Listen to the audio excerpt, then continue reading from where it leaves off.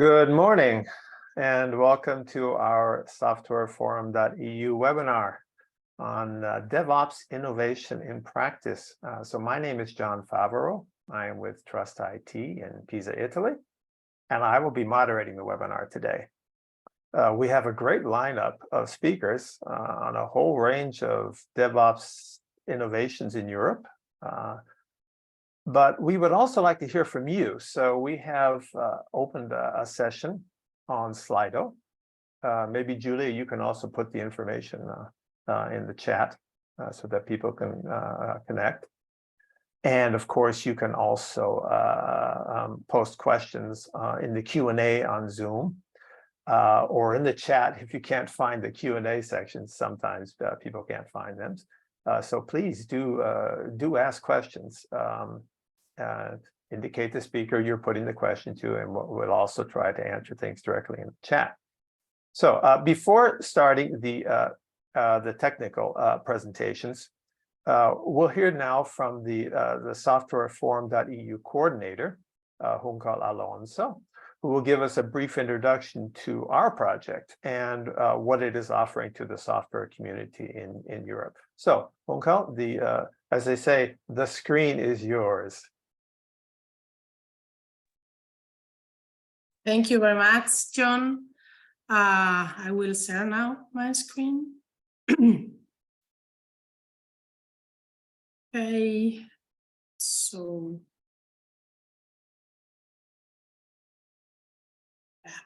I guess now you can see. Yes. So yeah, thank you again for attending this workshop. So as John introduced, I am Juncal Alonso from Tecnalia, and I am the project coordinator of SWForum Coordination and Support Action, which is actually the CSA organizing this webinar on the topic of DevOps innovation in practice, new life cycles, processes, and new applications. So the main objective of this webinar is to hear from the projects which are indeed part of the community of this CSA, to learn about the current ongoing activities, the challenges they are facing, the solutions they are proposing, and also on the research topics on DevOps. So just a little bit of context, this webinar is part of the webinar series that SWForum launched last year for promoting and making awareness of the activities being carried out by our research and innovation projects, working on different matters that are relevant in the context of software technologies. So we started this webinar series in October 2022 with the topic of open source technologies, and follow up with a second one on standards. And this is the third one focused on DevOps practice. So before we start with the interesting talks and the discussions that we will have by our projects, I want to give you a very brief overview of our CSA, SWForum CSA, and the outcomes we are providing to the software community in Europe. So let's start. So we are a CSA that started in 2020.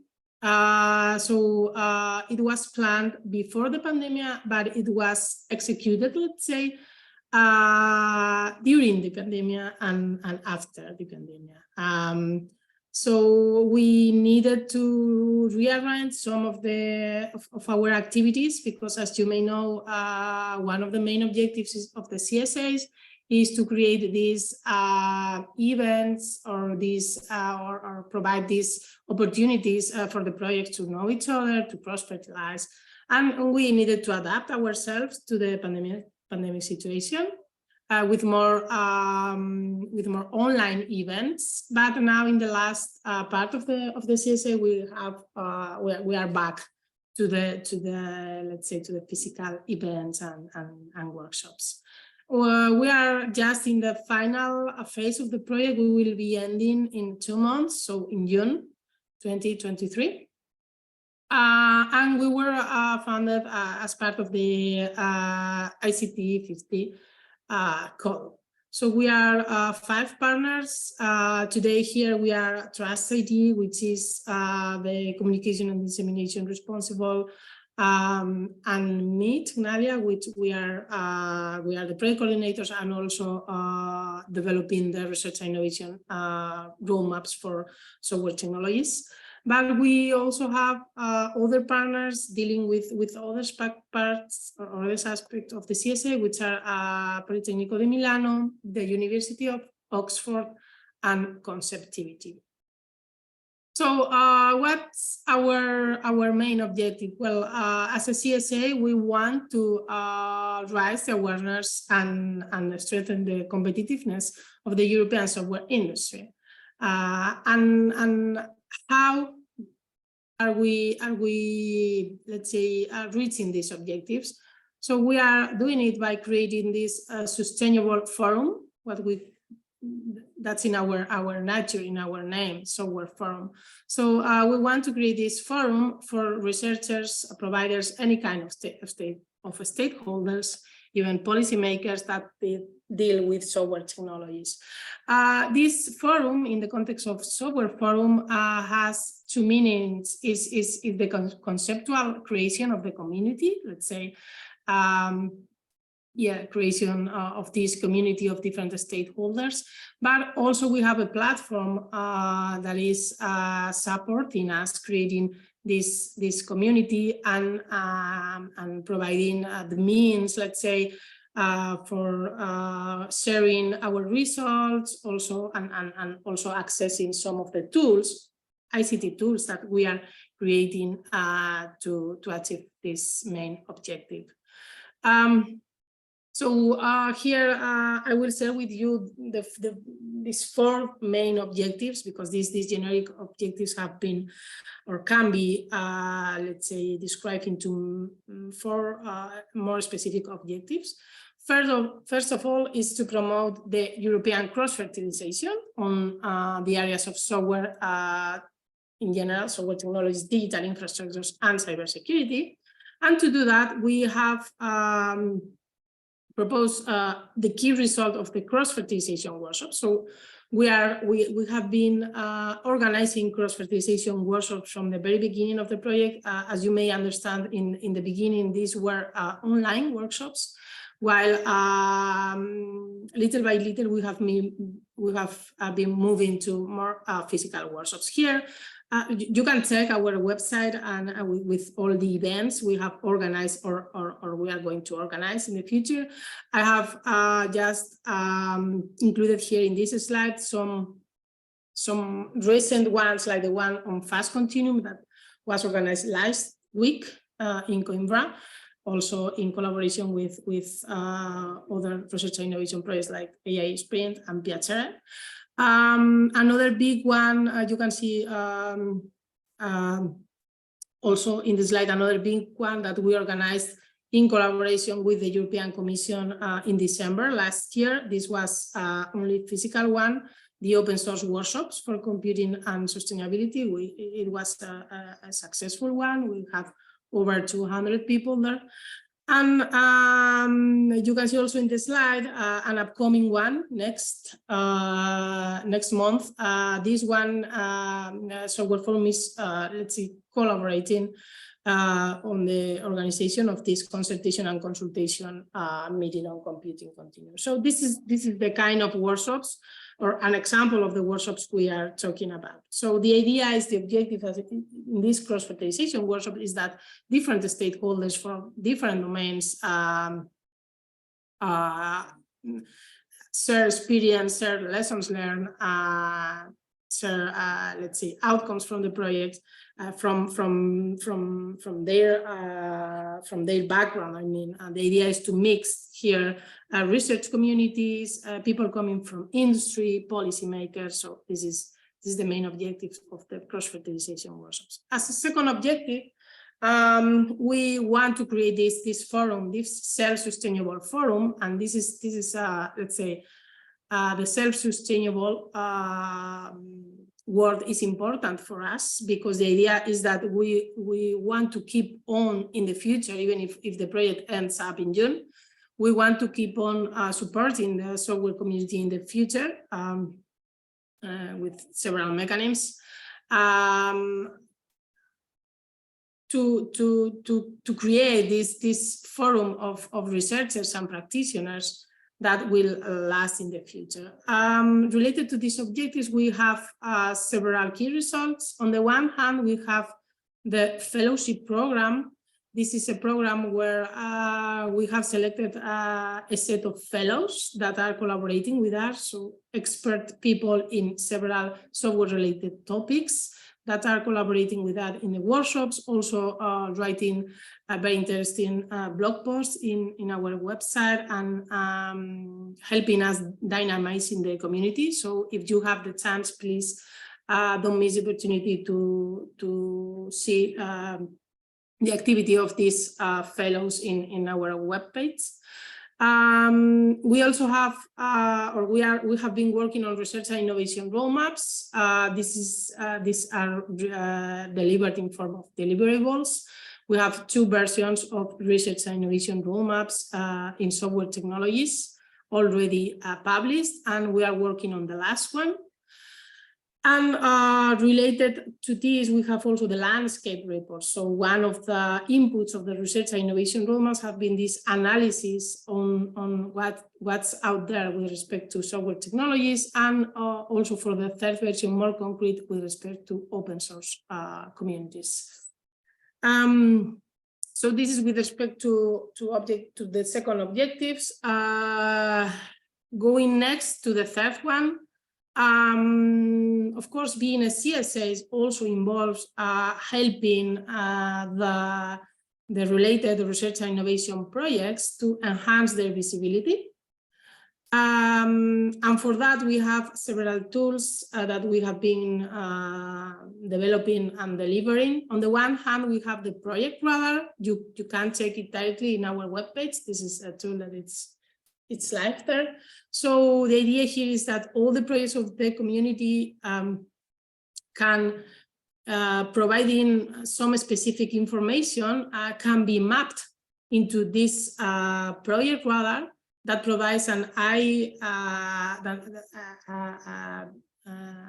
bird's eye view of the projects and the topics they are dealing with, and some relevant information about their maturity of their outcomes, the technologies they are working on.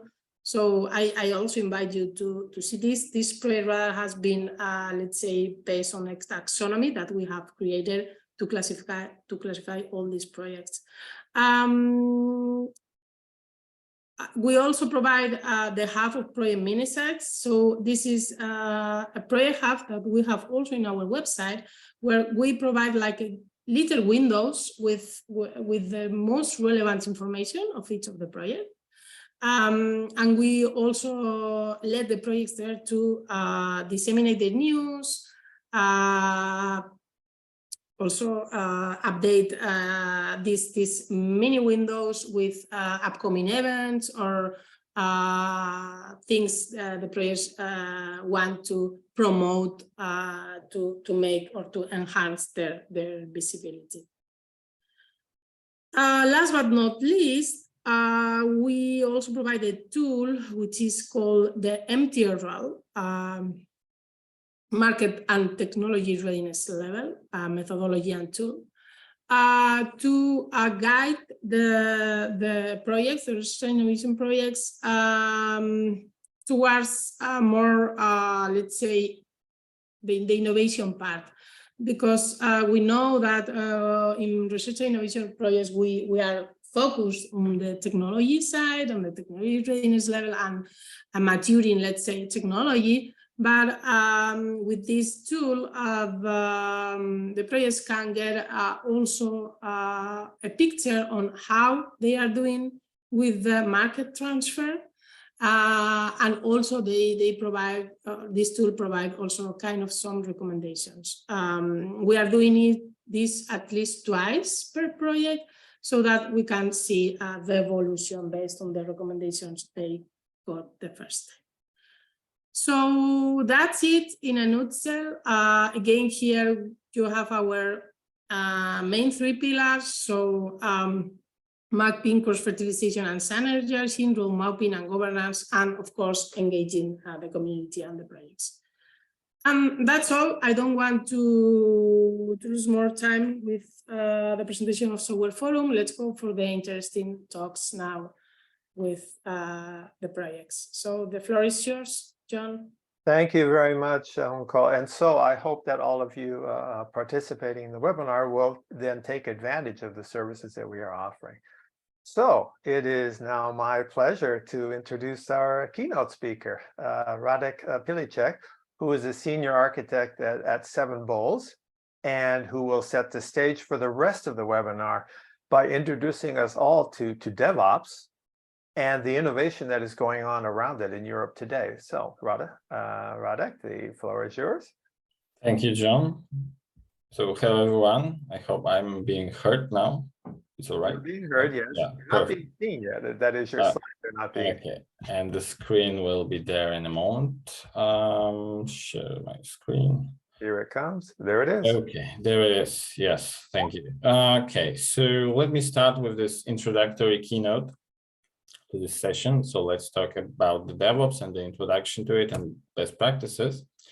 So first of all, about the origins of this DevOps name. So actually the DevOps as a name is a European project already, a European product already, because the first mention of the DevOps as it is happened in Belgium in 2009, thanks to Patrick Dubois, who organized this first conference with DevOps in its name. So actually DevOps Days, you may know this conference because it's running to this day in many places around the world, not only in Europe, of course. And it usually gathers a lot of practitioners who are working in this domain of DevOps. So DevOps as a word, it's basically a portmanteau of those two words. So dev and ops, so dev for development, op for operations. And the goal of DevOps is to unite those two worlds which were separate. So actually in this early 21st century, we had this observation in the IT community that we were relying on the separation of the different silos in the IT industry. And it actually was hurting the performance of the teams, the performance of the companies that were doing the IT at the times. And so for many places, the voices were heard and a movement started to introduce something like the DevOps, and the DevOps name was just born in Europe. And nowadays, when we talk about DevOps, what we mean is this modern approach to delivery deployment of IT services, of IT software. And it's actually complementary to what happened before the 21st century. So the agile software development, which also has been seeing this boom in 21st century. And basically the two concepts of the agile software development and the DevOps, the two work in synergy nowadays. If I was to explain DevOps in one word, the first word I would think of would be automation. Because everything in DevOps is revolving around the automation. So automating the processes, using the tools that do the automation for us, and building our culture, our practices around this. And also second word that I would think of in terms of DevOps would be continuum, because DevOps is a continuum. The entire process of delivering software in the modern world is kind of continuum, because we start at the planning stage, we kind of end up at this final deployment when it's being operated, but still we are open to make changes to that environment. And the DevOps enforces that notion that we have a continuum of software delivery. It's not just done once and forget about it, because that's usually not the case. It's usually not working, actually. So the DevOps enforces continuum. And if I was allowed to use two words that are not DevOps, but something else that would also describe the DevOps, would be shifting left. So regarding shifting left, this is actually kind of new way to call what is happening in DevOps, is that we are moving some of the aspects of software delivery, software deployment, closer to the beginning of the process. So we are actually able to see more, to react to more circumstances earlier, because we pushed the boundaries. We allowed the teams to collaborate to the extent that we are now able to see things that we couldn't see before as early as they happen. So what's there in DevOps actually? So if you were to look for a definition, for like kind of encyclopedia definition, well, Wikipedia of course has a definition for that. I mean the page in Wikipedia for DevOps, but basically this page also states that there is no final, no universally accepted definition for what DevOps is. So basically, when you discuss DevOps with other people, it's actually kind of important to establish this baseline that we are thinking about in terms of DevOps. And what is generally most agreed upon, and what I also propose to agree upon, is this. So we have DevOps as basically 3 pillars. The first being the practices or procedures or processes, whatever we call them. The second being the culture, and the third being the tooling. So in some cases, people think about DevOps as just the tooling. In some cases, people think only about the practices. But I think it's always important to think about all the 3 pillars, because otherwise you are not getting everything from DevOps. I would say you are missing out on some of the things that DevOps could bring you if you are giving up on any of those pillars. And if you actually, let's say, do DevOps right, you base your DevOps practices, culture, tooling, you do this on those 3 pillars, what you can achieve is basically those 3 points summarizing. Shared ownership, which is good. What was a problem before the DevOps movement happened was this lack of shared ownership. So like the DevOps team could say, well, we did the development right, so the operations team is doing it wrong. That's why it's failing. That's why it's slow performing, etc., etc. Basically, it works for me. Standpoint of view. And similarly from the other case, so like from the operations perspective, the operations team saying that the developers didn't deliver the right software, it was broken. So yeah, it's their problem, not ours. We are trying to do our job, but it's failing. It's all on them. So in case of DevOps, when you try to destroy those silos, what you end up with is that you have actually this shared ownership, that both the teams, all the teams interested in the delivery are sharing this responsibility, which helps with the collaboration, of course. The second point about the workflow automation, of course, the tooling that we are going to use and the practices that we are going to adopt will be following the automation practices. So we are going to minimize the amount of manual labor in this aspect. And this is because we are generally bad at repetitive tasks. So actually some people like them, but in general, as a general population, we are really bad at repetitive tasks. We get tired of them and we make mistakes. Just because these are repetitive, our minds just shut off, and it's like this. And the third bullet point, which is kind of the most important for the shift left approach, when you have this rapid feedback. So we are bad at repetitive tasks, but we are also bad. We are kind of bad in this, that we are impatient. We are always impatient. We want results now. We want everything to happen now with all the things that we have around us.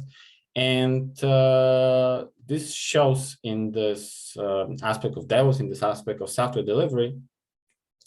But what is also important is that even if we were impatient, we know that the more feedback that we accumulate over the time, it has the property that it's shifted in time, that we might have already forgotten what the original issue was about. And the other point is that we have already accumulated so much that it's a huge cognitive load to actually reload everything in our minds to start thinking about the problem at hand. So if we reduce the time, actually we arrive at the solution that helps a lot in the software delivery.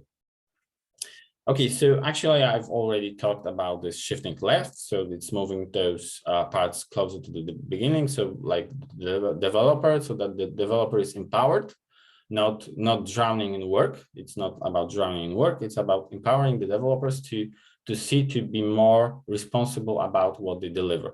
Modern approaches even consider the architect.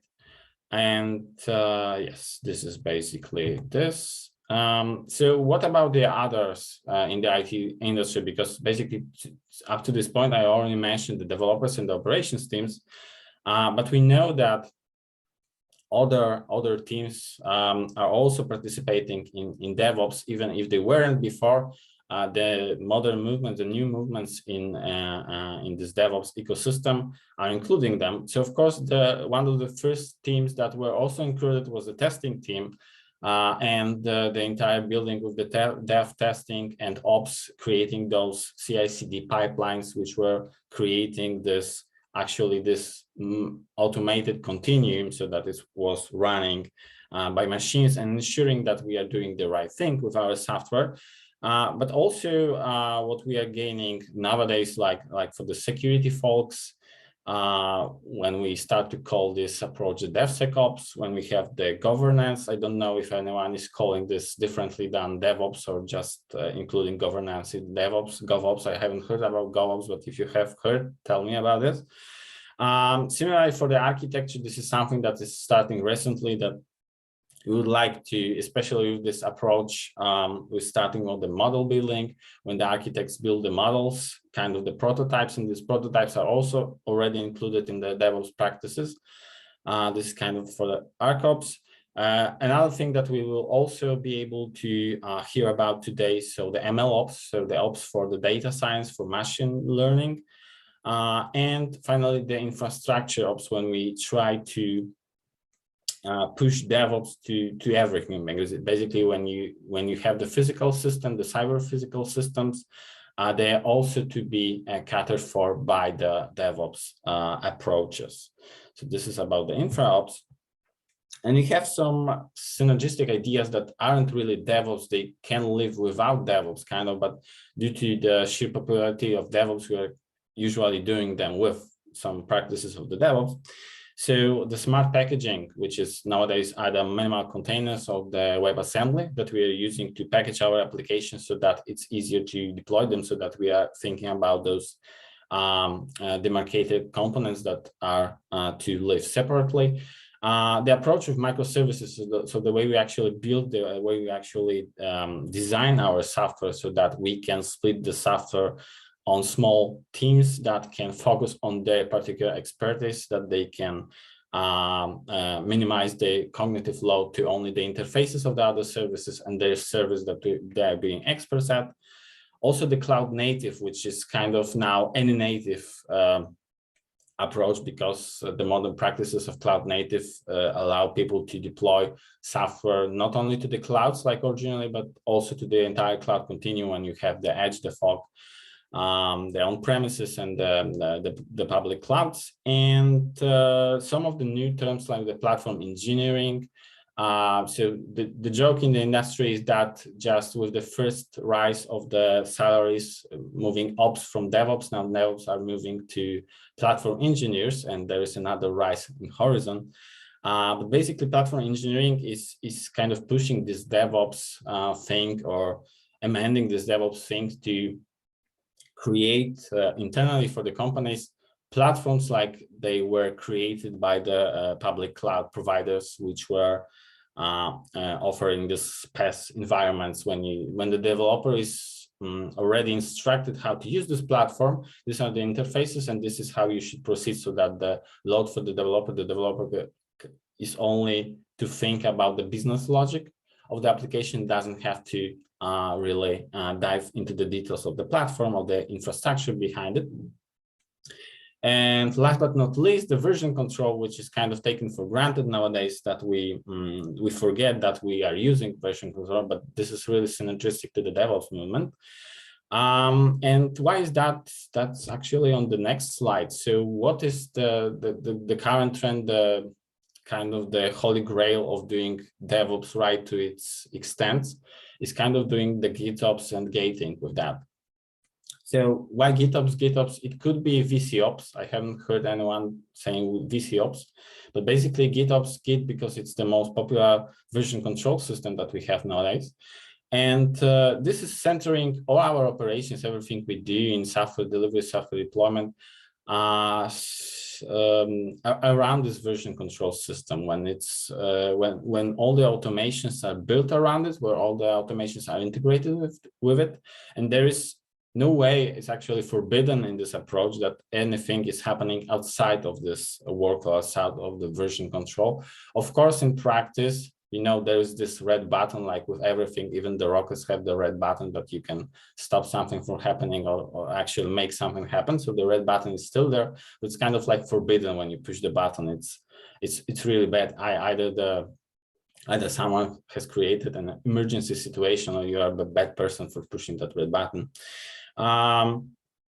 Similar with the GitOps, the idea of gating. So this is a very rigorous testing of the way that you move from one version of code to the other version of code. When you have a stream of different changes proposed by different parties, you want to ensure that the entire stream is working right. So you test the changes in isolation, of course, and verify them, but you also check the entire stream before it actually reaches the production environment. All right, so I guess that's it for my presentation. I tried not to take too much of the time today, but really to introduce all the topics. That was kind of hard. And the bottom line is that there is still a lot of work to do in the DevOps, and the projects that will be presented in just a moment are here to prove this. And with that, thank you very much, and back to John. Thank you very much, Radek, for this actually very exciting talk, which introduces us beautifully to all of the innovations we're going to see now coming from the EU-funded projects. And so we'll start right away with Sebastiano Panichella, who is the technical director of the Cosmos project, and will speak to us now about some innovations in the area of cyber physical systems. So, Sebastiano, the floor is yours. Hi everyone, I am Sebastiano Panichella from Zurich University of Applied Science, and I'm going to talk about Cosmos, which is a project realizing DevOps solution for complex cyber physical system. So I will start providing a bit of a context and challenges of our project, the vision and objectives, and then more or less what is the status of work packages or ideas of work package and progress, outlining the achieved and expected impact.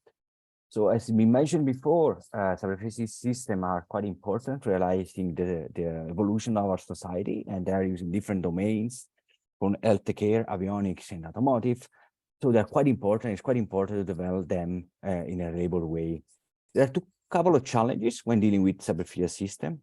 The first is that observability, testability, and predictability of cyber physical system is highly limited. From a technology perspective, is that DevOps and AI-based tools, which are meant to be useful to realize the vision of using those systems in the real world, are not originally developed to work for cyber physical system. They require adaptation. To give an idea, has been mentioned before by Radoslav in the keynote, a DevOps pipeline usually start, with changes performed by cyber physical system developer or traditional developers, if you want. This trigger a DevOps cycle where the behavioral system is assessed at different stages before it is delivered to the end user. The main problem of this pipeline, you can already observe, is that there is a lack of solution that support the physical dimensions of a physical system. So in the DevOps project that we have, the Cosmos project, we try to realize the DevOps solution that enable the continuous development and evolution of cyber physical system, to increase their level of reliability and adaptability to the diverse context, and with proven solution that can provide advantages in CPS and DevOps communities.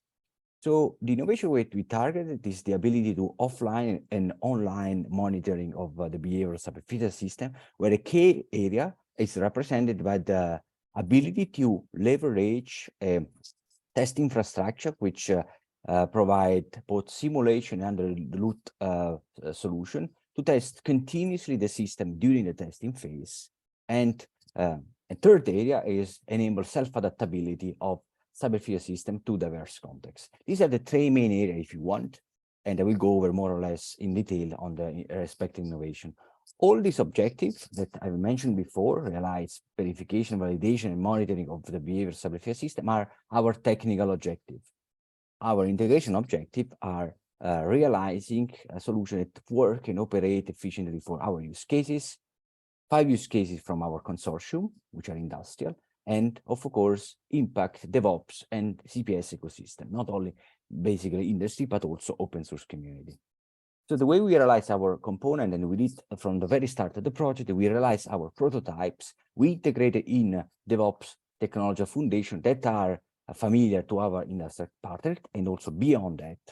And the idea is that this allowed us to validate continuously the usefulness of the tool using key performance indicators from the partner. This has been done over and over. And we were lucky in the project. We had diversified set of use cases from automotive, avionics, but also medical, utilities, and railways. And that's allowed us to experiment different technological areas. We have investigated a diverse set of areas to enhance and realize DevOps solution for cybersecurity system. The first area is DevOps pipeline for CPS, which aims at realizing DevOps pipeline and maintaining and setting up DevOps pipeline for cybersecurity system while optimizing the pipeline. We have made a quite impressive job in basically reconfiguring and allocating an effective pipeline for cybersecurity system, which already allocate simulation and ill activity, hardening jobs in the DevOps pipeline. And now we are leaning toward smart allocation of jobs and build prioritization. So we are still progressing in other innovation area. To give an hint on what has been done here, we started at the beginning of the project by interviewing our partner to find out what are the top limitations or obstacles in applying DevOps for cybersecurity system. We interviewed our industrial use cases, and then we also triangulated that by analyzing data and interviewing partners outside and looking at the open source. This allowed us to identify 5 fundamental barriers or obstacles in applying DevOps to cybersecurity system, which touch different areas.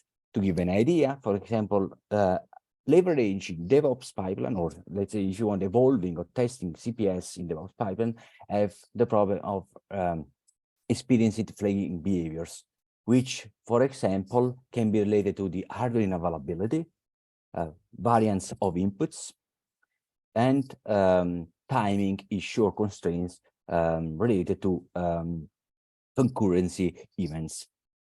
More generically, we have found also root causes for low-level root causes of these challenges or barrier in applying DevOps for cybersecurity system.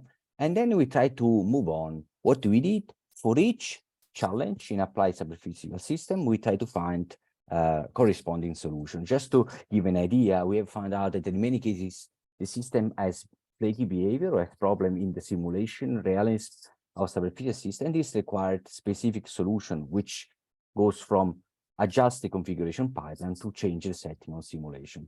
We did that over and over, and we try to match challenges and mitigation strategy, identify how we could mitigate each strategy. This has been done with the use case partner, but also with open source community. Once we have done that, we develop incrementally solutions, sometimes rule-based or not. Here I will mention rule-based, to address the issue that we have identified. The main idea of the DevOps pipeline that we realize and we are evolving is that developers, cybersecurity system developer, can put change in the versioning system. And for example, our pipeline will actually optimize and detect issues that are related to the cybersecurity system. I give you here an example, which is a very abstract that hopefully everyone can get, which is the ability to catch in the DevOps pipeline the problem of having different outcome in different targets. A target in a cybersecurity system can be executing a feature in different operating system. What you can have, what we observed over the time, analyze commit history, if you want, or live, is that the behavioral system can vary when executing different operating system. And this over and over. What we are able to do is to detect upfront before the commit is changed and the version is delivered to the end user. This can avoid to have misbehavior in the physical world when using certain targets, and we have identified solution to fix that problem.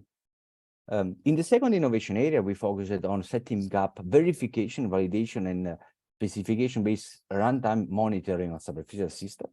And this area is particularly fundamentally important because touch both the testing automation that is required for superficial system and the monitoring of the system when it's actually running in the DevOps pipeline. Here we have made a lot of innovation, and we have developed a lot of solution. It goes from automated testing, code analysis, but also specification-based security testing and monitoring of signal-based properties for superficial system. And we are going toward more security area. And to give an idea on what has been done in this area, more in a practical sense, imagine this is our complex system under test. What we did, we implemented a pipeline that analyzes as a specification language model that analyze signals and source code level behavior superficial system. This can be done offline, but also online, live. And this, of course, requires instrumentation. Once we have overcome this challenge, then we are able to analyze whether the system does violate at runtime certain properties or certain requirements.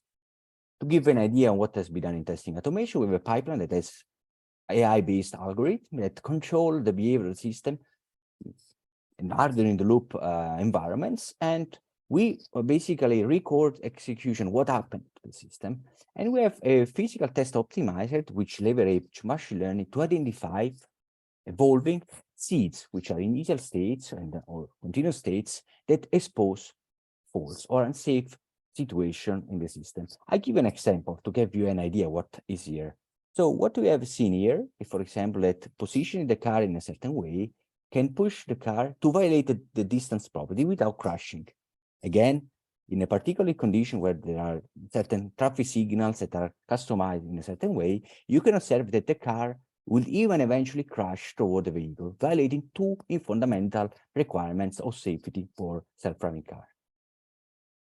In the third area, we develop solution to help maintaining the level of quality of superficial system over the time.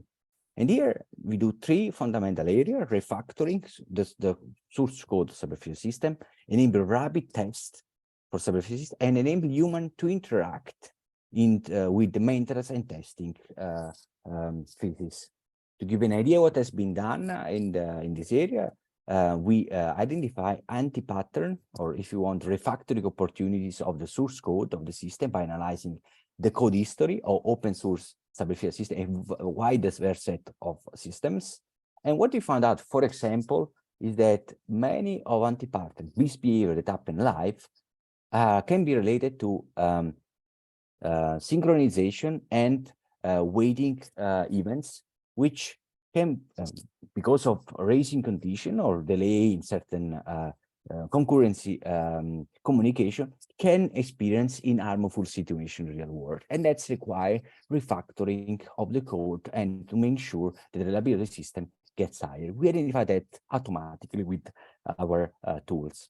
Another area that here goes beyond just source code is the focus we had in recreating real scenarios. In here, for example, in the context of self-driving cars, realistic road from real map.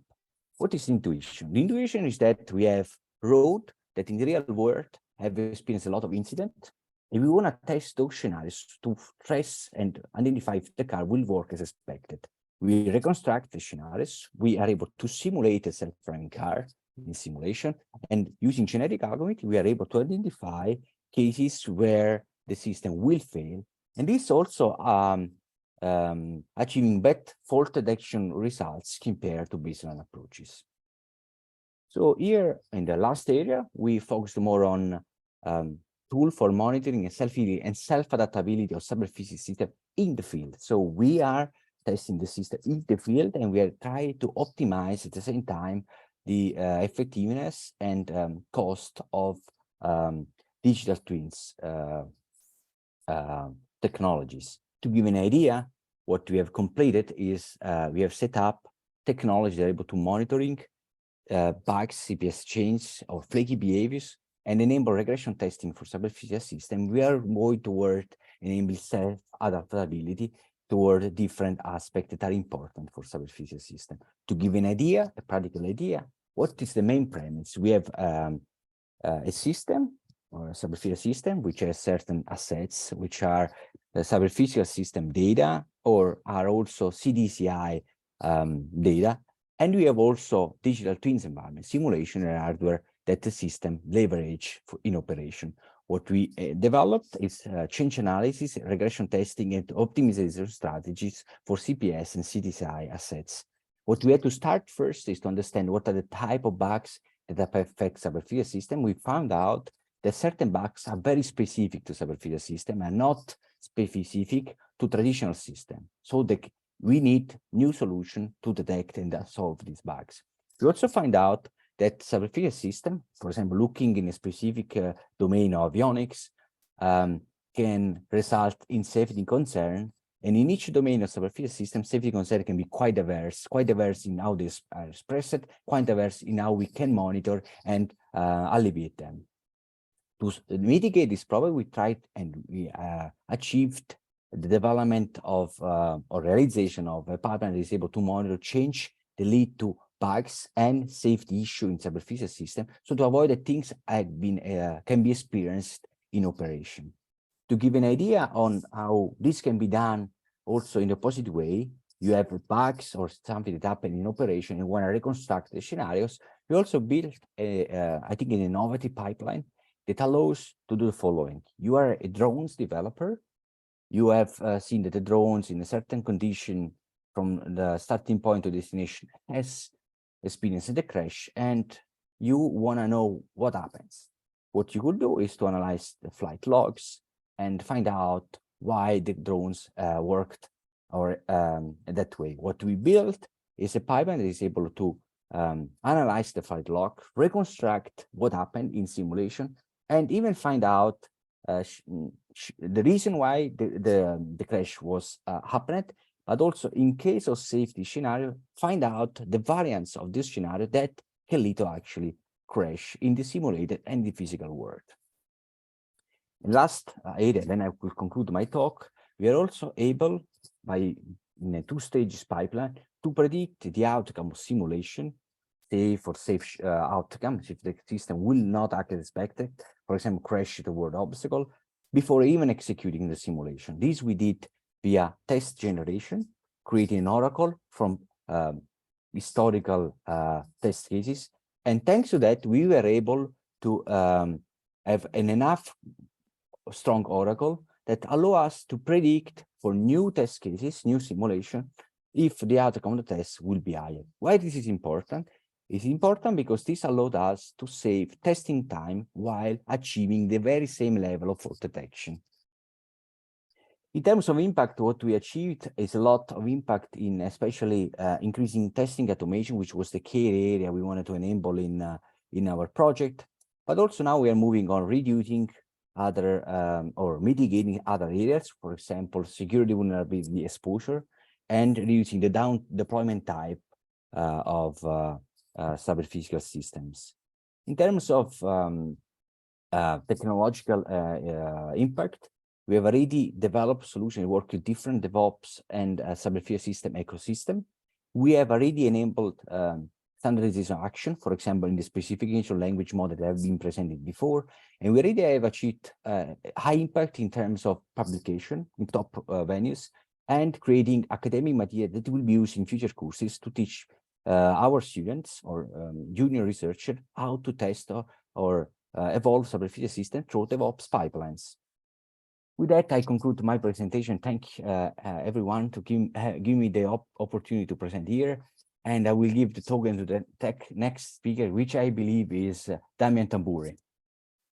That's all right, Damien, you are up next. Thanks so much for this talk, Sebastiano. You've introduced many important themes that are running throughout this webinar, from security to mission critical systems. Damien has a lot to say about everything, so I won't cut into his speaking time. The floor is yours, Damien. I'll try to keep it short. I promise. I'll do my best. Also, I think I'm sitting between yourself and your lunches, so I hope I'll try to keep it short. Okay, let me share the screen though. I think I want to share this screen, and I want to do that. You can see the presentation, right? Yes. All right. Okay. Hi, everyone. This is Damien. As Sebastiano was saying, thanks for the kind words, Seba and John. I'll try to keep it short. This actually was meant for a keynote. This presentation, I prepared it a number of years ago when Destiny actually began. And Destiny is this coordination sport action. So Destiny was the project that actually brought me here, I think. So Destiny is a coordination sport action, much like SWForum, in fact. And the idea of these kinds of actions is also to bring together units of quality and high impact, high relevance scientific research, namely in this case, YATS, the Euronymous Academy of Data Science, where I also dwell. And Tilburg University, which is also part of YATS, and Sapienza University of Roma, to work together with the CUT, the Cyprus University of Technology, and a number of interesting partners. Now, in the scope of Destiny, actually, what we tried to do is approach the topic of MLOps. I will tell you a bit more about that in a second. But what we also sold as a unique business value selling point of this proposal is the fact that we had an ecosystem of about 300 companies that wanted to lend the hands in understanding MLOps in action. So the idea was, let's approach data-intensive computing, let's approach data-intensive architectures from a data ops / MLOps perspective. And when I say data-intensive architectures, I mean things like Lambda architecture. So things like concurrent applications that do stream processing as well as batch processing of large scale data, but also from a machine learning operations perspective, not only from the architectural perspective and the non-functional perspective, but also from the perspective of the way in which machine learning operations are enacted by intermixing DevOps, which our keynote brilliantly introduced, and machine learning itself. So the counterpart of data and machine learning together, realizing some form of analytic. Now, this talk, I don't want to focus on that a bit more. I want to tell you a bit more on the people involved in these machine learning operations, because in the scope of Destiny, one of the key things that we've learned is that where originally DevOps was meant to blend together people that were in two completely different contexts, development and operations, and they're intuitively speaking completely different languages as well. In the MLOps domain, there's a slightly different problem. Problem is, the people which are involved with MLOps are really amateurs. The people involved in machine learning operations, they don't really know computer science enough to the extent that we can consider them proper software engineers, let's say. They're in fact physics practitioners, they're from astronomy, there are all sorts of backgrounds are intermixed into the fold, and we, the computer scientists in the community, in the DevOps, data ops, MLOps communities, we need to help these kids bringing their products to fruition, because in their domain, they're approaching very impactful challenges. Let's see what we actually found out in the scope of the action. I'm going to throw on the board a number of facts that we learned via a number of empirical studies, and these facts are, in fact, reflecting the state of practice. They're very understudied in the state of the art. So those researchers out there that are interested in these facts, please go and look into them because they're very much interesting. So fact number one, 90% of the industries are in fact data intensive, but they don't know what to do with their data. Go figure. So they have lots of data. They have shitloads of data, which is coming from everywhere, but they don't really have a business objective to phrase in terms of this data. I can give you a stupid example. Heijmans is one of the largest contractors in Europe, and they produce, for road work quality alone, they produce 50 gigabytes of data per second. So they're tar laying machines. These machines produce telemetry, and it's in fact a very dense cyber physical system connected with all sorts of cloud and off cloud infrastructure, which produces a lot of data. Even storing this data is a challenge, as you might already intuitively understand. Now, this data itself also has a half-life. So the data is only useful for processing for about 7 minutes. So storing this data long-term doesn't really help or work. But also, what do we do with these 7 minutes is because within 7 minutes, the tar laying is uselessly fixed. So the tar has been fixed and laid on the floor, and it's solidifying. So you cannot really fix it. You cannot really improve it if you don't do anything for these 7 minutes. And go figure, Heijmans is not alone. So about 70% of the industries that were involved in our sample actually have similar issues. So fact number two is the people that we had to deal with, the people that we interviewed, the people that we involved in this study. 76%, around 76% of these people, they're not computer scientists. As I was saying, they're from physics, they're even from biology, from civil architecture, from architectural design, but they are very much not computer scientists. So they miss the background software engineering knowledge and even data engineering knowledge most of the times that would be required to deliver these solutions at scale, for example. We have actually observed, we have counter-proven this fact by looking internally into the Euronymous Academy of Data Science and our students, so the students that do enroll in our program, and only 15% of these students are more or less consistently computer scientists. So the total average of 5 years of our students is around 20%, which is in fact statistically relevant, but at the same time is very much below what could be considered an acceptable norm. And if you go and look for the talent of where the software engineering computer scientists / MLOps engineers, where are these people? Where are they coming from? They're very much focused and concentrated only in specific geographical areas of the world, which really doesn't bode well for Europe, I would say, at this point. Fact number three, 88% of data science teams are short of data engineers, which means this engineering angle is really becoming problematic. So the companies that we have been working with, they recognize the engineering challenges. They know that they need data engineers to actually fix them. And this is actually big companies as well. So things like software engineering at scale, cloud engineering for MLOps, these kinds of challenges are also approached by big companies like Google or DS Consulting, which is one of the biggest consulting companies in the US.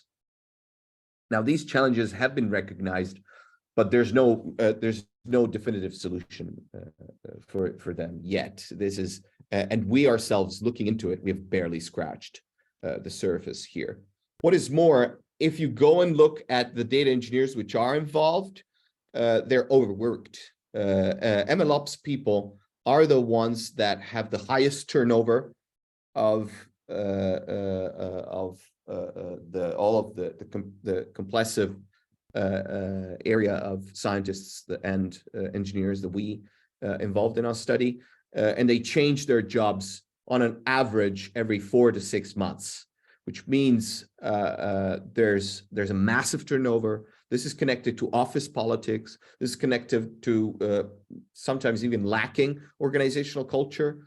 And the problem here is we don't know how this lack will be approached by scientists and educators in the future. We just know that it is in fact a relevant problem, and the organizational culture there would deserve further study, especially from a DevOps perspective, right? So we are barely now scratching the surface of how to make DevOps, maybe to make a shift towards DevOps a bit more actionable, but this is definitely not true in the MLOps domain. In case you're wondering what kinds of challenges are these kids having to deal with, what kinds of frontiers are they facing? We also asked these practitioners to enact some form of card sorting exercise to try and understand what would be, in fact, the challenges to be approached by them concretely in their own practice. We started this study by trying to understand the dimensions of sustainability that they perceive in their own practice. And this very simple yet very scary model that I'm proposing to you right now is the result of that exercise. So things like explainability and accountability of their work and fairness of their models and AI engineering products would lead to the sustainability of their efforts, but these challenges are nowhere near to be solved.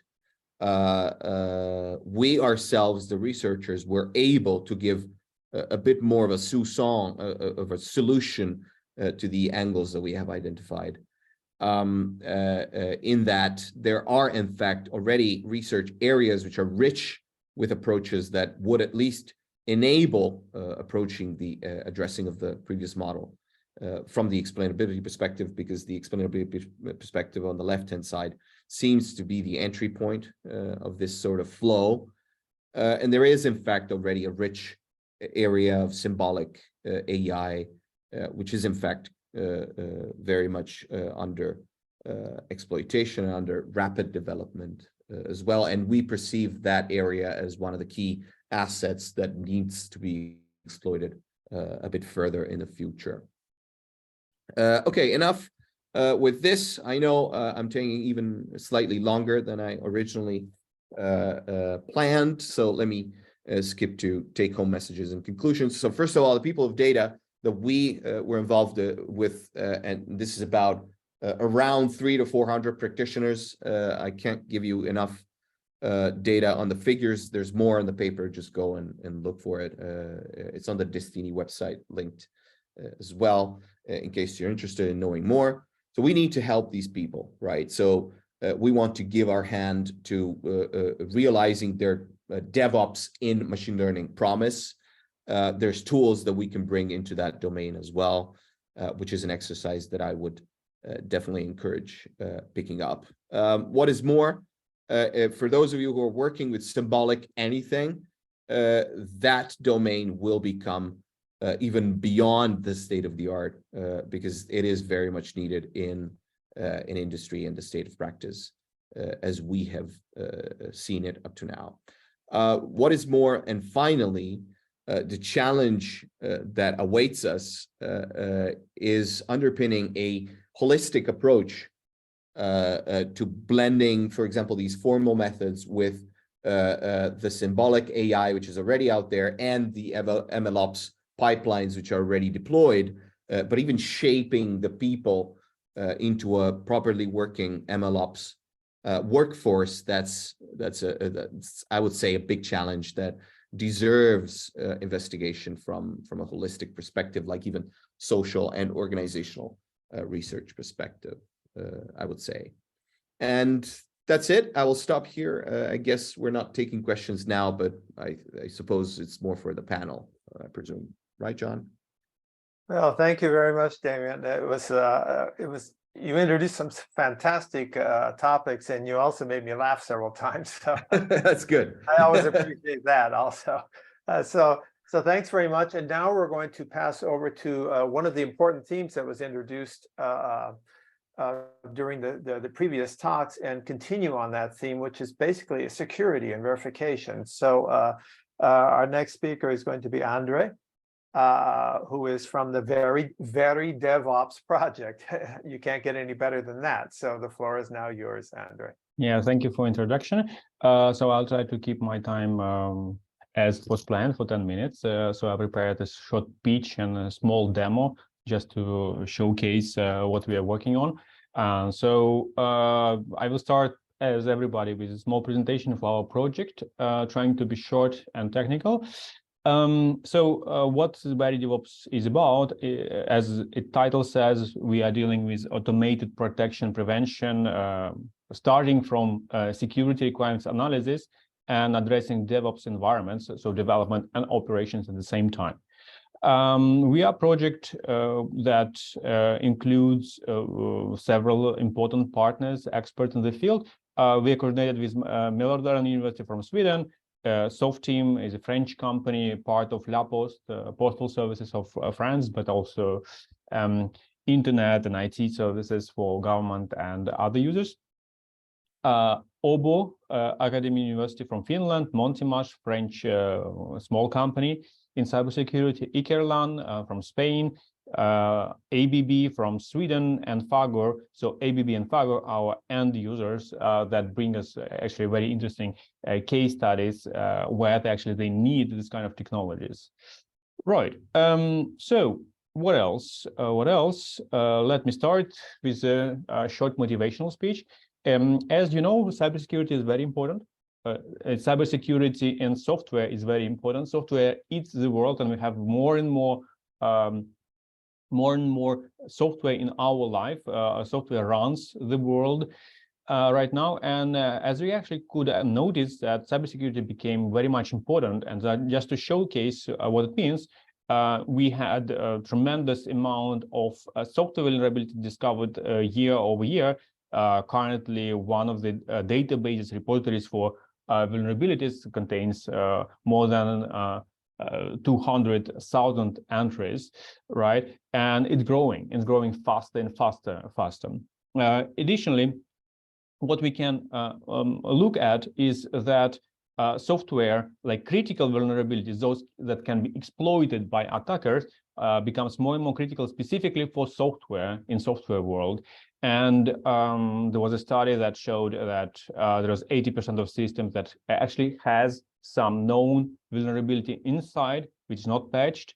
More systems with more than one vulnerability, and there are also 20% that have more than 10 vulnerabilities inside. So this all potentially something exploitable, and can ruin actually business for the companies and actually affect lives of citizens.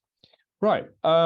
What's interesting also that sometimes we don't even see these vulnerabilities, but attackers use specific vectors that are not really coming to vulnerabilities. So that means actually that we need to be ready to protect our systems, but also to create security by design within our system and verify the systems for security properties during the development, and pay very careful attention to security aspects nowadays.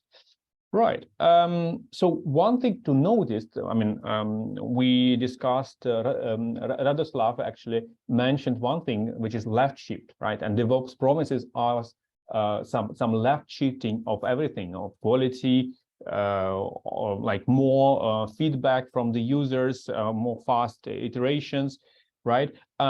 When it comes to requirements, when it comes to security, it should be noticed that it takes quite tremendous amount of time before, like from the moment that vulnerability is discovered. So the moment that there is some security flaw that have been discovered in the software, so the risk is high, and when it's actually patched by the software vendor, and then patch is distributed to all its clients, it could actually take quite enormous time. There was actually a study that says that on average it could take 67 days. Also, many companies not even patch the systems because they don't have specific competencies with that, or some systems are legacy systems that are not supported anymore. So left shifting this kind of analysis of security requirements patching is good, and if we can reduce this time from the moment the vulnerability is discovered and the moment all systems are patched, so we will gain in terms of managing the risks of these cyber attacks and kind of affecting affecting companies and citizens. Right. So we need to manage this risk, and unfortunately, most of the things goes by manual effort of specific specialists, right? The security requirements come from those vulnerability databases like common vulnerability enumeration, weakness enumeration, attack patterns, but also from some security requirement standards like 62443. So I will talk about this one in my very short demo. So there could be also some specific security requirements by the company, and those needs to be addressed. Nowadays also zero-day vulnerabilities come on, so you can't really expect when these new requirements for security will come. We had some also cases in our company when we had to really go fast. And this should be somehow addressed on development and operation side within the DevOps cycles, which gives faster cycles for development, operations, deployment, and also kind of improving, updating the systems. Unfortunately, as I mentioned, those efforts are manual, and that's why it takes so much of time to deal with those vulnerabilities that are discovered and new requirements for security that are discovered.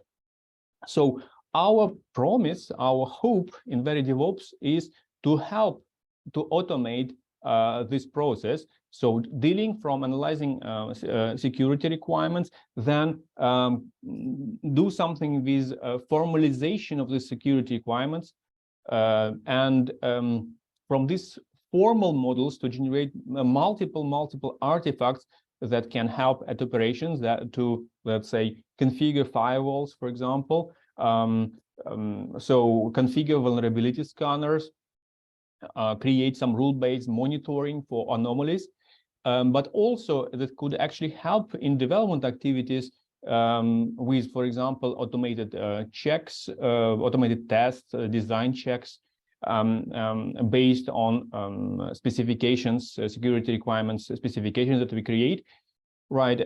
All of that integrated into DevOps cycle, so that anything that we discover in development go back in the repositories of security recommendations, security requirements, and recommendations.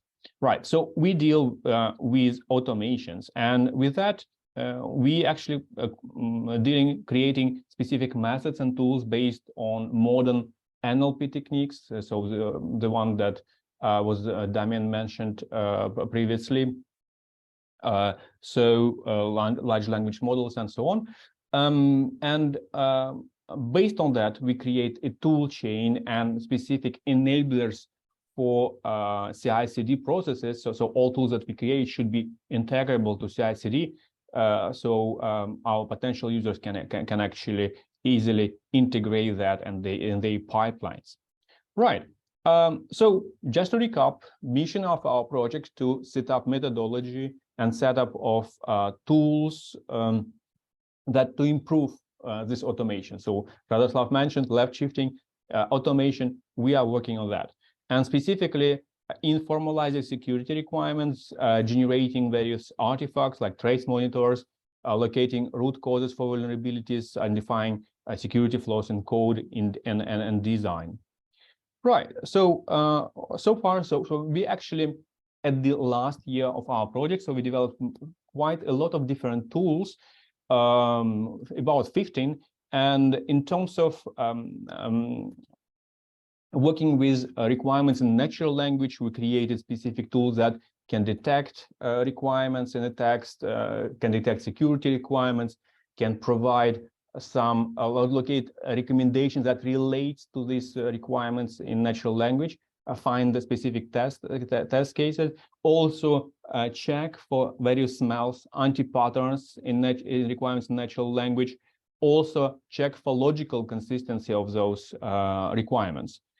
Based on the things, so this more formal, let's say, security requirements, we can deal then on operation side with configuring vulnerability databases and looking at various vulnerabilities of the deployed infrastructure, check for root causes analysis by analyzing the traces, also detect specific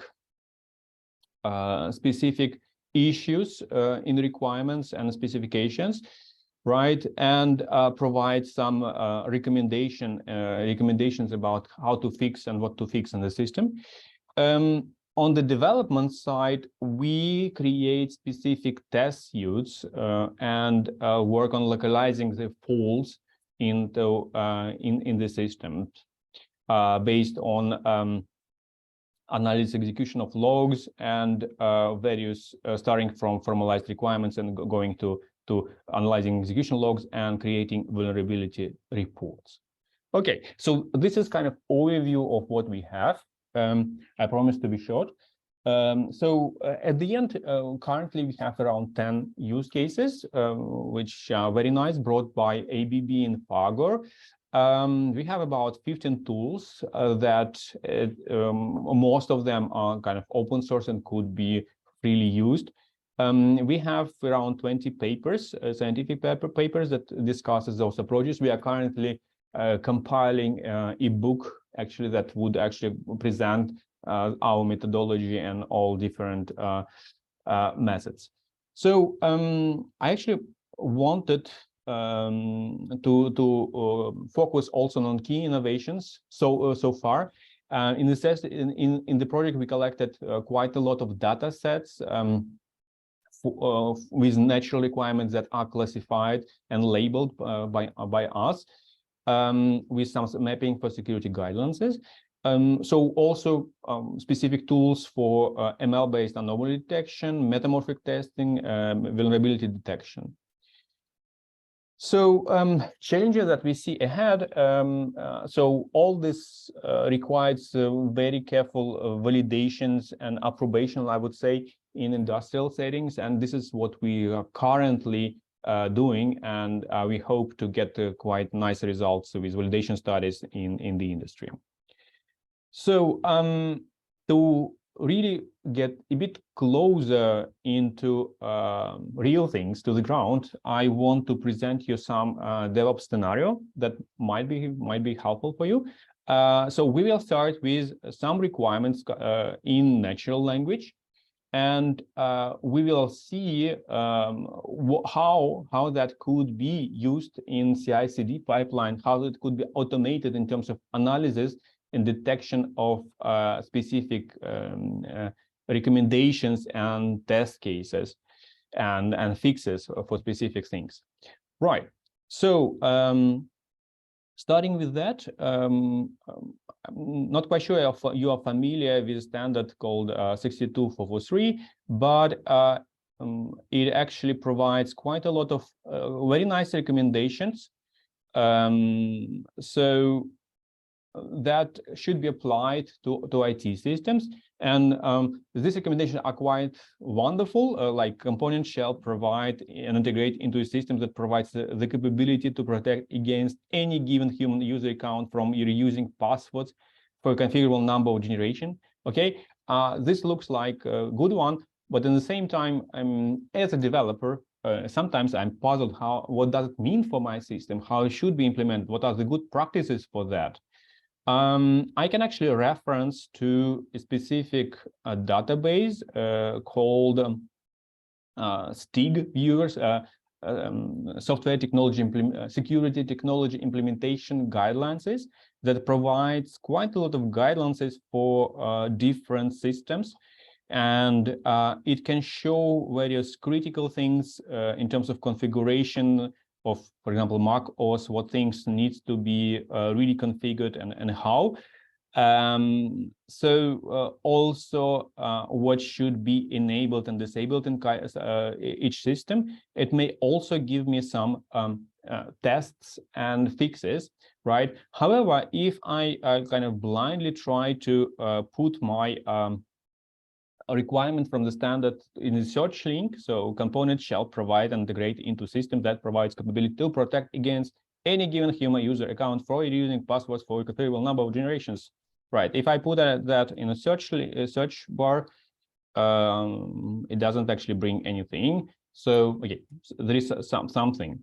So what we created actually a prototype that can actually read those kind of things and can semantically link that with specific recommendations. And that is also integrated into CI/CD pipeline. So let me show. So imagine as a user, I like set up like issue in my favorite issue tracker or like project management software that system that I manage my, let's say, sprints or put aside feature list, user stories and everything. So I just put that, then our prototype, our bots can actually detect whether it relates to security or not. So it can trigger alert to specific people who deal with security.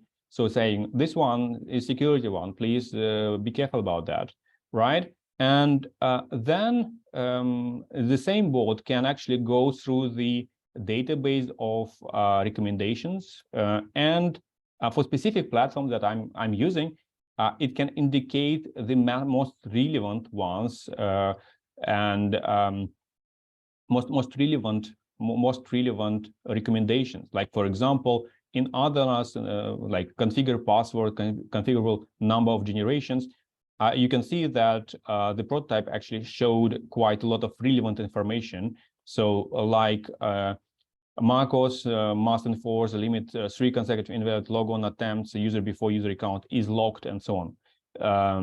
So in terms of password complexity and so on. So it can actually shows so quite relevant ones, like macOS must enforce 60 days maximum password lifetime restriction, for example. And if I go inside, it can give me specific test cases, right? And it can also give me some recommendation for fixing this one. Okay, so this is nice, but it's actually what we find out that it's not necessarily everything tested and created and easily to integrate in CI/CD. So for that, we actually support a number of already pre-configured test cases that a user developer can easily integrate in their projects.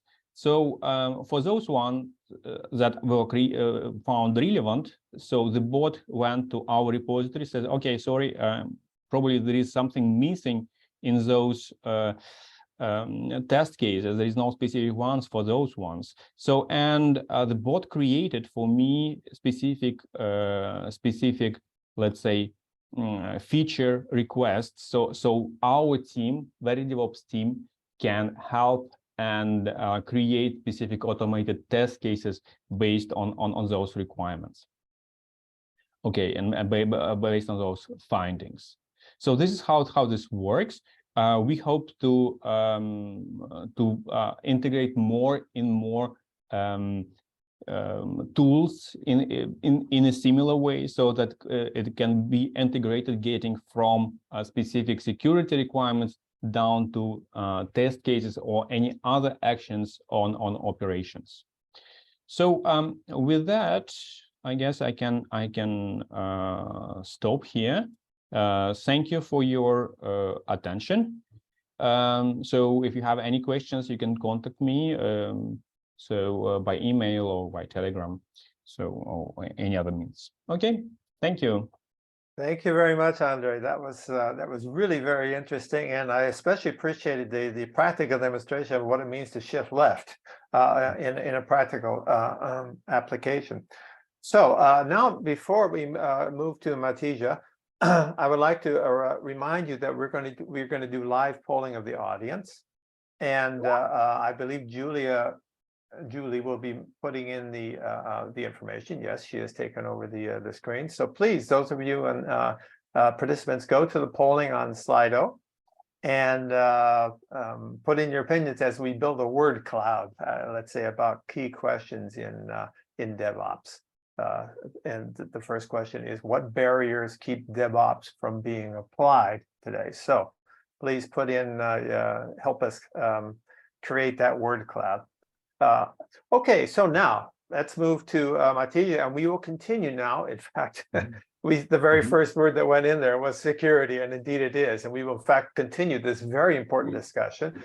And Matija will have a very easy time introducing it, because the very name of the very title of his presentation is DevSecOps. So Matija, the floor is now yours. Thank you very much. We will come back to the cloud after you're finished. So Julie, allow Matija now to show his screen.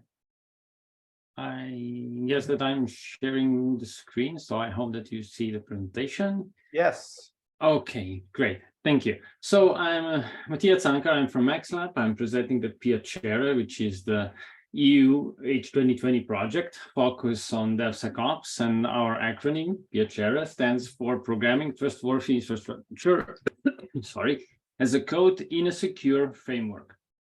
So let's once again start with that DevSecOps infinity figure, presenting how the process of continuum process is a continuum of steps. I believe that most of you who are today here with us are already familiar with that one or similar one. So I'll actually not go into the details right now. Just wanted to set the common ground.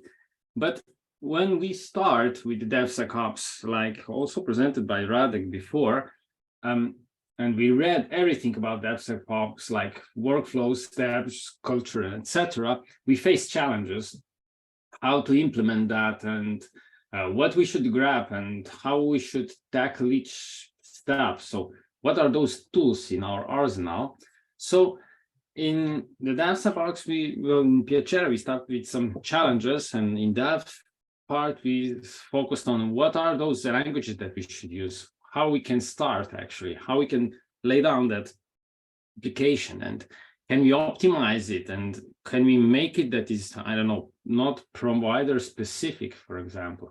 Then on the second part, we were thinking about how we can find the problems in that infrastructure as a code. Are there some linters, scans, how we can tackle this, how we can monitor at the end, and take also that part of monitoring for the security. Do we have any staging environments that we can leverage for that everything could be connected? And then in the ops, how we can manage our lifecycle of that application. So when we create, deploy, after that, how we will repair it, update it. Is it possible to maybe attach some self-healing or self-learning of that from the monitoring, and how to self-healing to start on? So we driving all those challenges and having all that in mind, these are things that drive that Piacere project from the start. And with our vision is that we should create some framework for the development and the deployment and operation of that trustworthy infrastructure as a code. So one of the goals is actually to create that framework and integrate all those tools in one tool that will also be able to show and use by the users. And what is a good thing is that proof of concept version is already available. So let's now go a little bit more into the details. So when we start with the planning and creating the application, we would not like to bother with IAC languages, for example.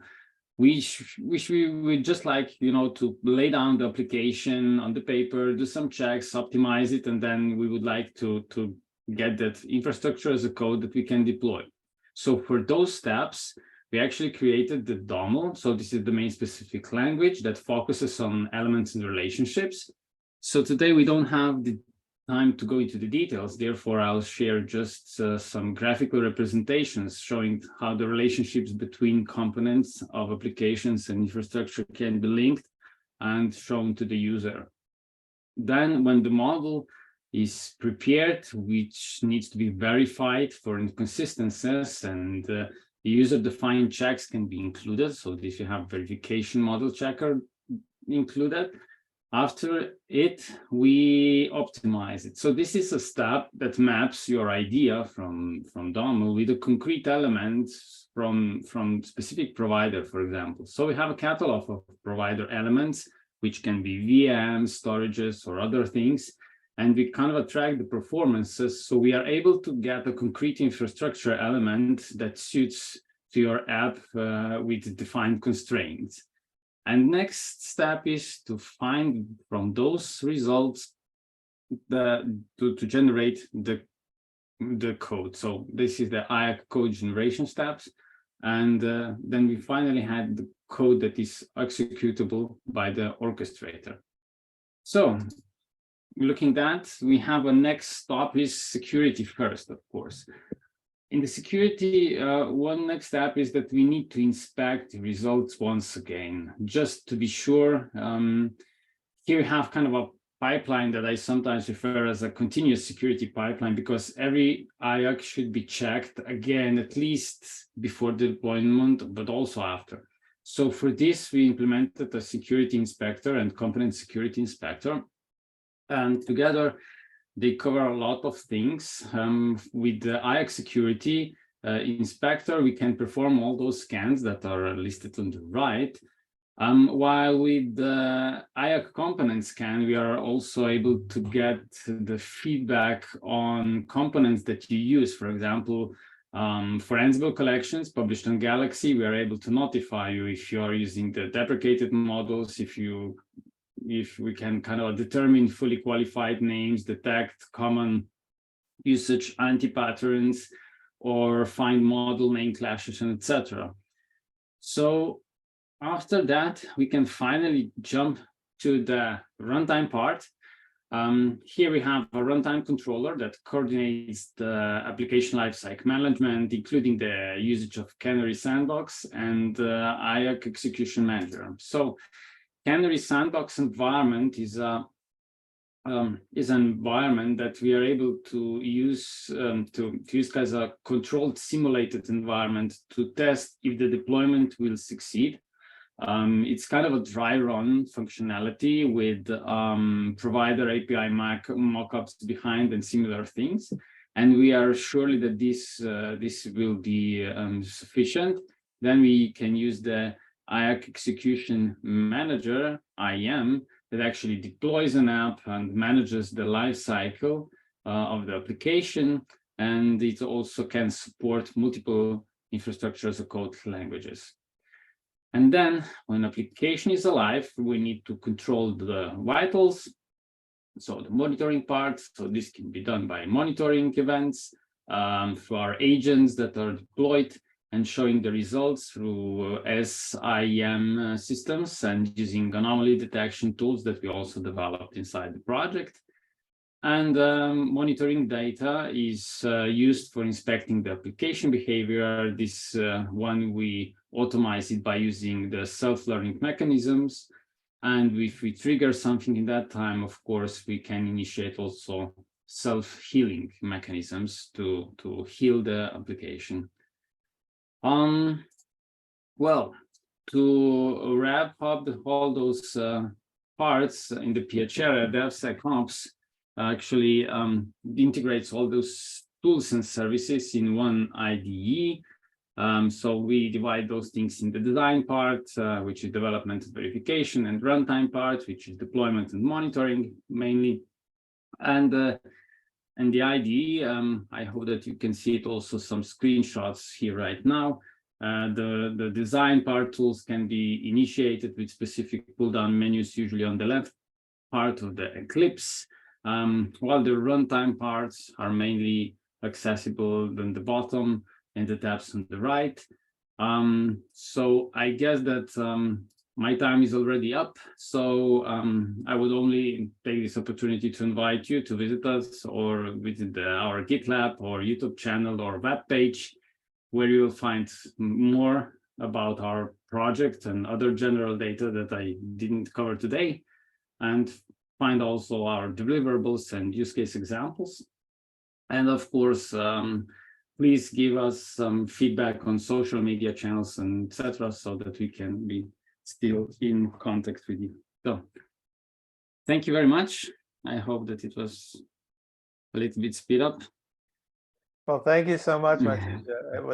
It was very, very interesting, and you will be happy to know that the word cloud that we built during your talk, they named security as the #1 issue in DevOps, and so you are working in a very, very important topic. So with this, we now like to take a little bit of time to have a brief panel session. Fortunately, most of the important issues were already brought up during the presentations today, but we like to take a few minutes for those of you who are still with us, and we see that most of you are, so we're happy that you're happy with. We would now like to ask the panelists about the most important ones that people are worried about, and so we now have, if we take a look at the word cloud that we have in front of us, we see that security, which is already had a very ample presentation, and especially in the last 2 talks, is considered one of the most important barriers to DevOps. But look at the next one, and that is culture. And that, in fact, was the #1 question that was agreed on during our previous discussions with the panelists about what the priorities were in DevOps that needed to be addressed, and culture was #1. Now, Radoslav, you mentioned it early on in your keynote that culture was also a problem. Would you like to now tell us a few more words about where you see the cultural problems are in going to DevOps?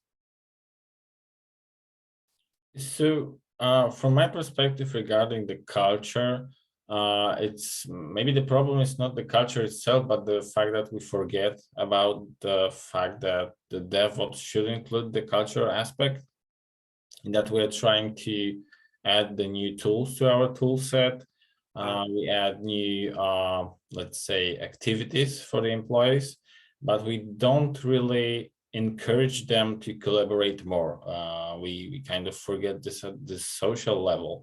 That the culture, so the very idea of DevOps was to break the barriers, to empower the people from the different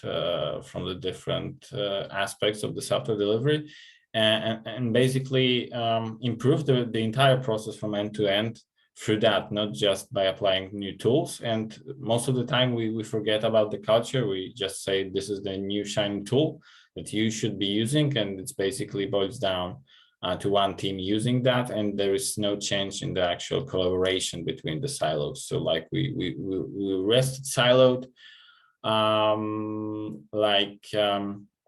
Sometimes I'm also kind of thinking that maybe it's bad that when we showcase those DevOps frames and we say that this is Dev, this is Ops, because maybe we are again reintroducing the fact that these are silos, that we are doing the DevOps, but this is Dev, this is Ops. But that's just one of the random thoughts that happened to me today. Other than that, yeah, I think this boils down to the social impact of DevOps being forgotten. Yeah.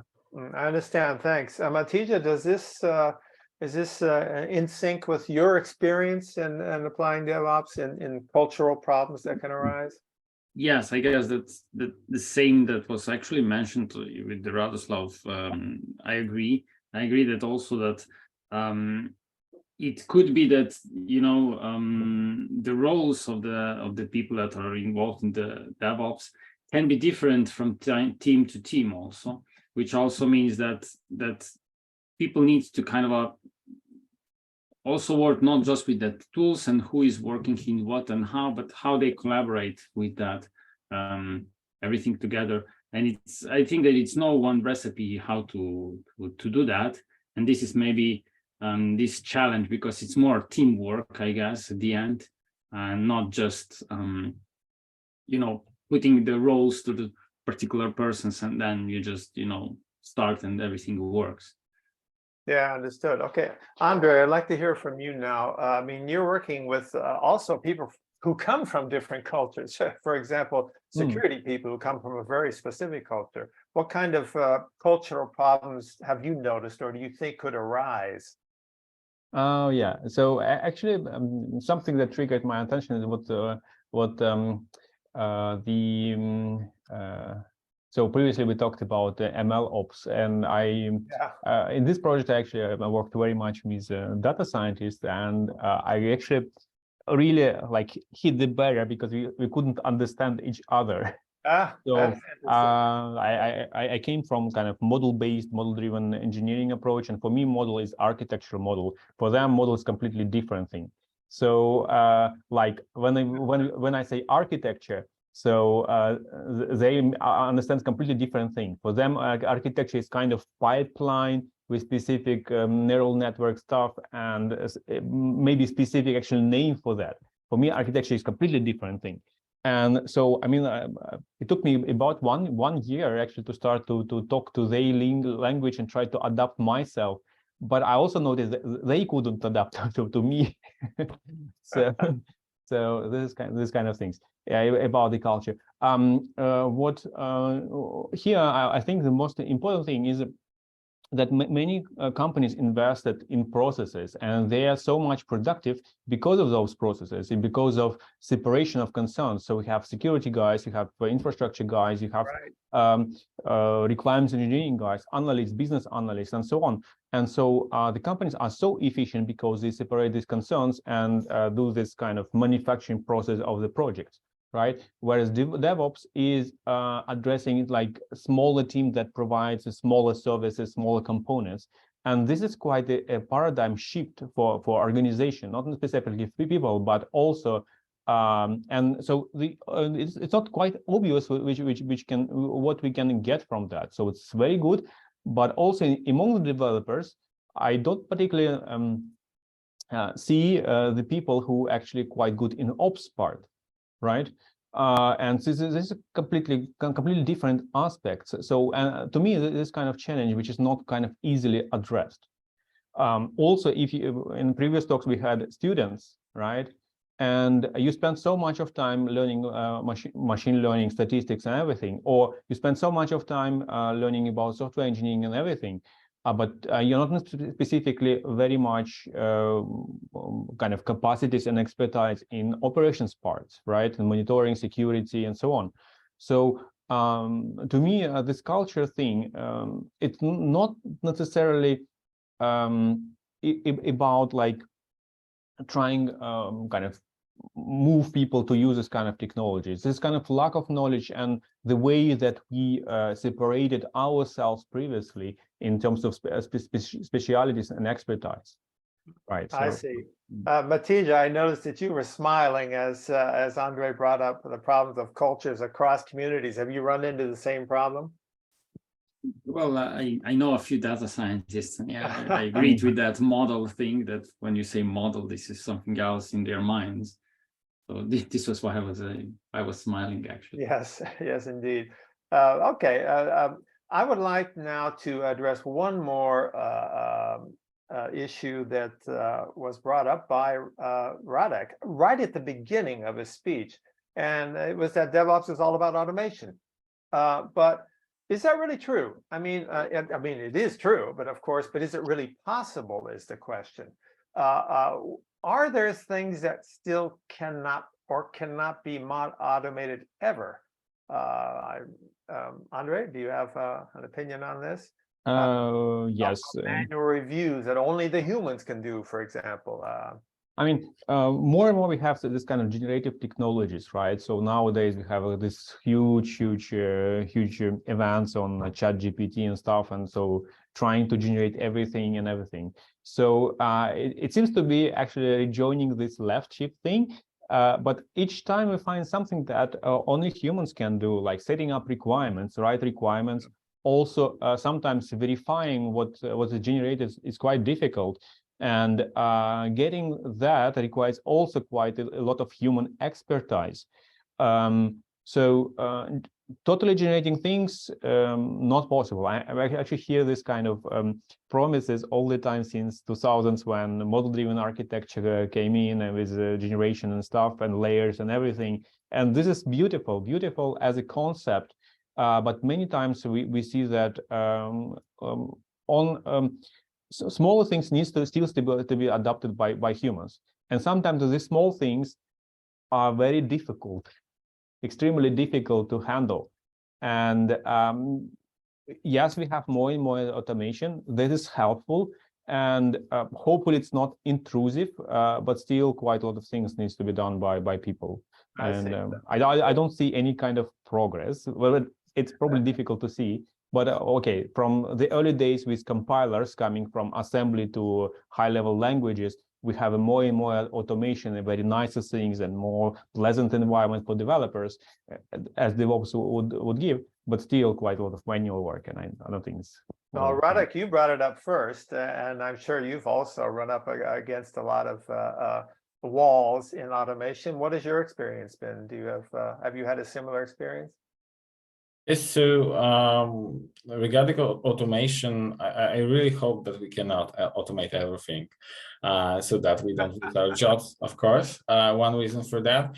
But I think we have already enough experience with the data science, machine learning, artificial intelligence, that we can say that the models that we have built so far, even the latest ones like the GPT ones, are still lacking this aspect of creativity. So all you can get from computers is to rebuild the knowledge they have already created and present it in another way. But the actual creative process in humans is something beyond that, at least for now. And let's hope it stays this way. Otherwise, well, it's out for all of us in here, right? So this creative process, and also what Andrei mentioned, like creating the requirements. So we use machines to make lives better for ourselves. So it's not like the machines will decide what is better for us, like define those requirements, but also on the verification side, whether those requirements are met. Of course, we can write the tests, we can ensure that some of this is automated. But at the end, like, for example, in the recent years, there has been great progress on the side of front-end testing. Like if you go back in memory, how the web pages worked, like 10 years ago, 20 years ago, how often they were failing, and how it actually happens most of the time now. But still the end testing, like with the real users, so you have, like, for example, this A/B testing with some people going over this version, that version, it still involves humans. Even if it's kind of automated on some side, you still want to have, because you produce something for the humans, so you want human aspect in that, basic as that. Yes. Okay, so Mattia, can we have a closing comment from you? You come from an area in DevSecOps, where I can imagine that there's the human element is huge. So what is your experience? Sorry. Yes, well, I think that's like Radek said, that creativity, that at least at the start, some plan and create parts are those that will always need some human intervention at start, because then afterwards, I think that we have ability to create tools that help us much with our work and maybe automate at least some parts. But at the start, when you start to do something, I guess it's very hard to do, because even the artificial intelligence don't know what we would like to do at the start. When you create something afterwards, you can add new things on that part, I guess. Yes, well said indeed. In fact, I think that's a great way to end the panel. I'm very heartened to know that we are still needed as human beings, and that even the great advances in DevOps will still need to be run by us. So I want to thank you once again, all of you, for participating. Hopefully you see my screen now. I would like to remind all of you participants that this is one of a series of our webinars. We have done other ones too, two of which you see here on open source, a very exciting one, also one on software technologies and standards. And the recordings of both of those are available, as well as all of the presentations, as will be the case for this webinar. And there will also be a post-webinar report in which our speakers will also answer even more questions than the one we discussed today. So once again, please join our community in SWForum. Honkal gave an introduction to what is available to you. There are many services being offered to you, so please check it out. And with that, I thank all of you very much for participating in this. Thanks to our speakers, thanks to the participants, and we hope to see you again soon. Goodbye, everybody. Have a good afternoon.